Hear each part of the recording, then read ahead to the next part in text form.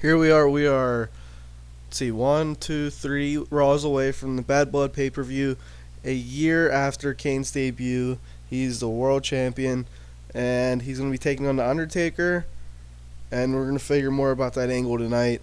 Last week we saw Kane celebrate with Vince McMahon celebrate. Stone Cold is no longer champion. He has Kane as champion. Also, we saw Brian Pillman taking on Al Snow. Al Snow is hurt, quotations, hurt. Also, we saw the Marvelous Ones attack LOD. Where that goes, no one knows. They could be out for a while. They could come back. It's to be determined. Chris Candido celebrated with Kurt Hennig. Candido, I'm going to say it again this week, fastest rising star. He was enhancement talent. Now he's upper mid Carter. 100 momentum. Can't do no wrong. Mark Henry defeated Bradshaw. Owen Hart and The Rock. Tension is getting between them. They're actually in the main event challenging Rabid Dog in their first title defense for the WWF World Tag Team Championship. Also, and then we saw The Undertaker explain why he hit Stone Cold with the steel chair. And he turned heel. He kind of implied that he made a deal with Vince McMahon to get the title off Stone Cold to get his title shot. To me, that is the explanation, really. He made a deal with Vince for Stone Cold no longer to be champ. So let's kick it off with Stone Cold and his reaction to everything. Alright, Stone Cold comes down the ring and says he wants his rematch with Kane tonight. Vince says, oh, so you want your rematch? Yeah. You fans will love that, huh? Well, I got some bad news for you. Too bad. You know, just basic Vince. He does that like thing where like he gets, yeah, fans, you really want to see that, fans? You want that? Oh, no? Okay, you guys aren't getting it. And then Stone Cold says, you know what? I'm going to get my rematch one way or another, even if I have to raise hell. And that's the end of the segment. Pretty much, this is just the gist of it, bullet points of what would happen. From there, we get Un-Americans versus Too Cool, and then we see what Stone Cold meant. Stone Cold run in and stunners the Un-Americans. Too Cool got out of the ring before he could stunner them. Pretty much a DQ in that match.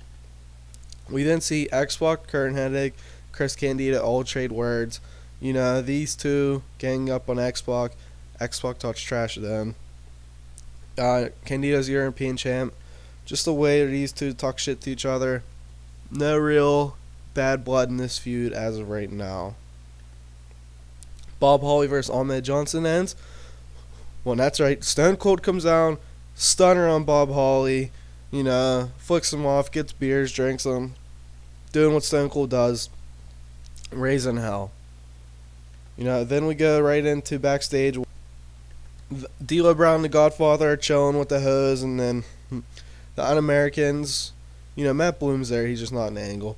The Un-Americans come by and call him disgraceful. Godfather and Val Venis set up a match for later.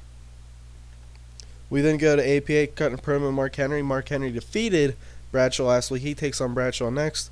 And this ends, once again, Stone Cold runs down the ring, stunner Mark Henry. Farouk was out on the ground or something. Just the way, you know, you don't want Stone Cold hitting the faces just because that could, you know, cause tension between the faces, which, you know, unless someone turns heel, doesn't really benefit. And then Vince comes out and says, no, Stone Cold, that's enough. You cannot interfere in any more matches. And you know what? You can get your rematch for the title against Kane, but you have to beat the Corporation first. And that match is going to be earlier in the night. So the first match is going to be the Corporation versus Stone Cold Steve Austin. And then the main event is Kane versus Undertaker. If Stone Cold wins, he will face. It'll be a triple threat match. Pretty much now that Undertaker's heel, Kane heel, Undertaker heel match doesn't really sound too good. So, you know, this is a way to entertain that, you know, Stone Cold overcoming the odds to be in the match. We then go into Godfather versus Val Venis. The Godfather gets the upset victory over Val Venis and wins with a shoulder breaker. And, you know, just this is continuing the feud. The Un-Americans look down at Godfather and D'Lo Brown. Can't find a picture of D'Lo Brown as a pimp. I don't know how to edit it to make it like that because I think that would be great. So I apologize for that. But yeah, the un-Americans look at like the silly shit, and then we like you Americans, blah blah blah. We then go to Mankind just cut a vicious promo on Brian Pillman and say, you know what, Pillman, you got my attention. If you really want me that bad, I'm right here. Pillman doesn't come out pretty much because Brian Pillman, snake bastard, took out Al Snow last week. Goldust is fired. Now Mankind's on his crosshairs. We then go to Rikishi versus William Regal. Triple H is on commentary, and William Regal defeats Rikishi at the Exploder Suplex. Really, this is just a way to show that this William Regal is going after Intercontinental title. I really was struggling to find a way to show this, how William Regal did. I figured have him tech Triple H, but no, we already did that, so we'll just have it this way. Then Undertaker and Kane just have a heated confrontation over the title. Paul Bear's there, no real talking. I know we just ended this feud, but it's not like it wasn't like that in real life. And obviously the 100 rating means that it's not really bad. It means it's really damn good, so deal with it. I was kidding, but yeah, it's only going to be a 1 month program with these two facing off. Maybe. Then the main event, Owen Hart versus The Rock. Owen Hart and The Rock versus Road Dogg and Batista ends when The Rock just, Owen Hart, it's the classic two thing with partners arguing. Owen Hart goes to tag. The Rock just gets off the ring. He turns around, jaw jacks with a couple fans. Owen can't get the tag. Batista comes in, hits Owen Hart with the Batista bomb or something. And pretty much the story is The Rock, and then it's like, what the hell? You took the loss. No one's turning yet. It's just, The Rock's like, Owen, how the hell did you lose the match? Owen's selling, saying I was about to tag and you weren't paying attention. These two are just really arguing. I think The Rock would try to be really entertaining. Owen would be that bitchy guy, because I'm trying to get the fans to believe that The Rock is going to turn. I'm trying to push him in that direction. We had 200 ratings. I think a couple weeks ago. Was it last week or the week before? It was the week before. No, it was last week. We had 299s. This week we have 200s. So Kane's doing pretty damn good as champ.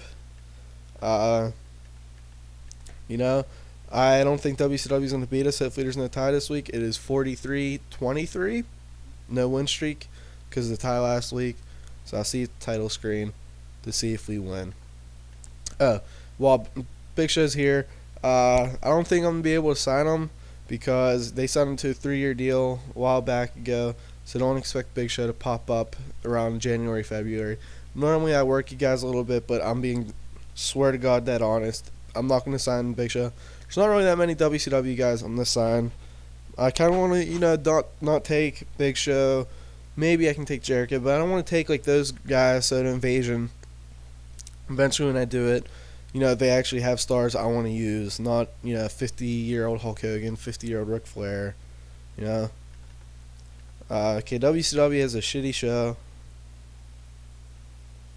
They're in Scotland. I'm just looking at it, so really nothing I'm going to point out. I'm just going to let you guys look at it and see how bad. Outsiders versus Luger and Sting, the main event. That's interesting to me, but other than that, that's nothing.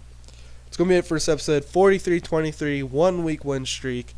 Hopefully let's try to get to, what was it, 83 weeks? Let's see if we can do that.